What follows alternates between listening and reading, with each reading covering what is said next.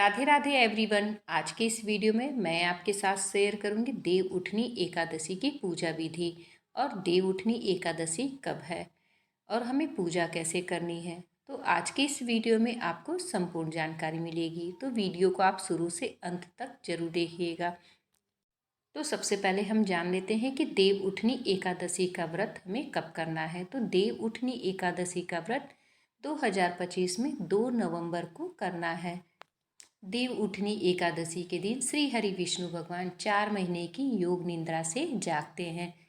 और जब आप देव उठनी एकादशी की पूजा करें तो आप तुलसी माता को जरूर विराजमान करें। देव उठनी एकादशी के दिन आप सुबह सवेरे जल्दी उठ करके स्नान आदि करें। वैसे तो कार्तिक का महीना चल रहा है तो सभी लोग सुबह जल्दी स्नान करते होंगे, और स्नान करने के बाद जिस जगह पे आप पूजा करेंगे उस जगह पे चौकी लगा लें। तो चौकी आपको उत्तर और पूर्व दिशा में लगानी है और आपको तुलसी जी को विराजमान कर लेना है। तो देखिए हमने तुलसी जी विराजमान कर ली है और चौकी पे हमें पीले कलर का वस्त्र बिछा लेना है। और वस्त्र बिछाने के बाद हम फूल का आसन देंगे। आप तिल का भी आसन दे सकते हैं। और हम श्री हरि विष्णु भगवान को विराजमान करेंगे, माता लक्ष्मी को विराजमान करेंगे। अगर आपके पास छोटे से लड्डू गोपाल हैं तो आप उन्हें भी विराजमान करें। हम कोई भी पूजा करते हैं तो हमें गणेश भगवान को विराजमान करना होता है, क्योंकि गणेश भगवान के बिना कोई भी पूजा पूरी नहीं मानी जाती है। तो हमने देखिए श्री हरि विष्णु भगवान, माता लक्ष्मी को विराजमान कर लिया है। हम गणेश भगवान को भी विराजमान करेंगे। देखिए ये साल की सबसे बड़ी एकादशी है तो आप कलश की स्थापना जरूर करें। तो मैं आपको कलश की स्थापना के लिए देखिए मैंने नीचे तिल का आसन दिया है, तो मैं आपको ये डेमो के रूप में भी ये वीडियो आपके साथ शेयर कर रही हूँ। तो ये जो है मैंने कलश में जल रख लिया है और स्वास्तिक बना दिया, कंठ पे मूली भी बांध दी है। तो इसे हम कलश के रूप में हमने विराजमान कर लिया है। अब हम जल के छींटों से भाव रूप से स्नान कराएंगे। आप कलश पर दीप कलश की स्थापना कर सकते हैं। आप जो हैं कलश पर नारियल रख करके स्थापना कलश की स्थापना कर सकते हैं। तो देखिए हमने अपने लड्डू गोपाल को भी स्नान आदि करा करके उन्हें भी पीले कलर का वस्त्र हमने पहना दिया है और विराजमान कर दिया है।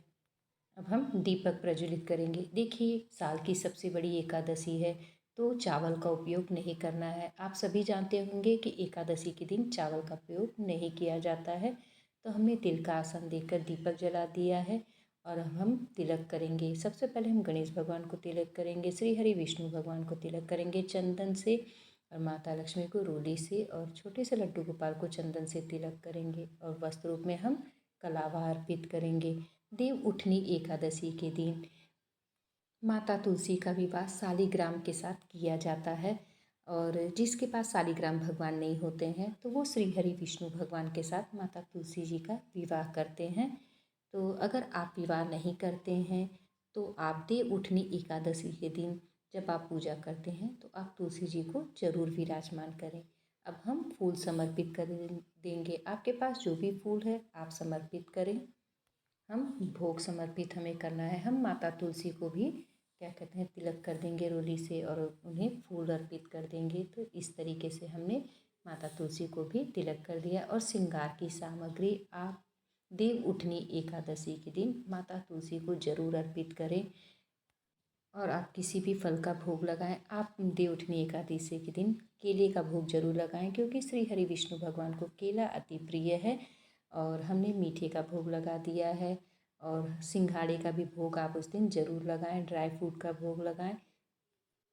और 1 लोटा जल लेकर के एकादशी की व्रत कथा पढ़ें। तो व्रत कथा पढ़ने के लिए हमने 1 लोटा जल रख दिया है और हमने अपने हाथ में फूल और तिल लेकर के हमने कथा पढ़ ली। कथा संपन्न होने के बाद फूल हम श्री हरि विष्णु भगवान के चरणों में अर्पित कर देंगे।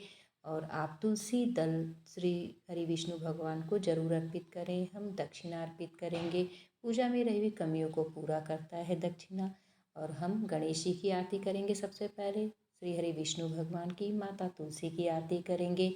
और आरती करने के बाद हम जो है अपने हाथ में थोड़ा सा जल लेकर चौकी पे वार देंगे। और इस तरीके से हमारी पूजा संपन्न हो जाएगी। और पूजा में रही हुई कमियों के लिए हम क्षमा प्रार्थना करेंगे। तो हम जो ये भोग प्रसाद है अपने परिवार वालों में बांट देंगे। देव उठनी एकादशी का जो लोग व्रत करते हैं तो पारण का भी समय अब हम जान लेते हैं। तो फ्रेंड्स, जो लोग 1 नवंबर को एकादशी का व्रत करते हैं तो उन्हें 2 नवंबर को पारण करना है। तो 2 नवंबर को 1:11 से 3:23 तक के अंदर पारण कर लेना है। और जो लोग 2 नवंबर को व्रत करेंगे उन्हें 3 नवंबर को 6:34 से लेकर के 8:46 तक पारण कर लेना है। तो इस बार एकादशी जो है वो 2 दिन की हो रही है। बहुत लोग 1 नवंबर को व्रत करेंगे, बहुत लोग 2 नवंबर को व्रत करेंगे, लेकिन हमारे यहाँ उदया तिथि का ही मान है तो हमारे यहाँ 2 नवंबर को ही व्रत किया जाएगा। तो मैंने आपको व्रत के पारण का भी समय बता दिया है। द्वादशी के दिन पारण करने से पहले आप जिस जगह पे पूजा करते हैं, जिस जगह पे आपने चौकी लगाई है, उस जगह पे आप पूजा करें। पूजा करने के बाद आप दक्षिणा निकालें और आप सीधा निकालें। अगर आप पंडित को भोजन करा सकते हैं तो आप भोजन भी कराएं और ब्राह्मण को सीधा आप निकाल सकते हैं अगर भोजन नहीं करा पाते हैं। और आपको उसके बाद ही आपको पारण करना है।